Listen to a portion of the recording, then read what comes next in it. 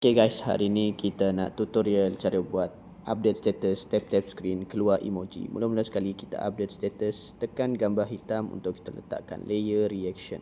Kemudian pilih stiker di atas, tekan reaction, akan keluar simbol emoji. Kemudian kita pilih di kanan bawah untuk pilih apa-apa emoji yang kita nak pilih. Seperti saya akan pilih emoji bentuk love. Okay, kita scroll, cari emoji love dan kita tekan. Kita besarkan reaction tersebut supaya mudah untuk viewer tap screen dan terkena di bahagian reaction.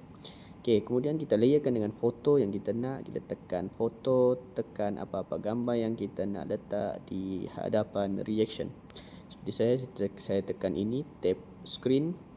Kita adjust di bahagian tengah supaya gambar tepat-tepat di tengah. Kemudian kita pilih emoji yang kita gunakan sebentar tadi. Macam saya tekan emoji dan pilih love. Okay, kita cari love yang berwarna merah.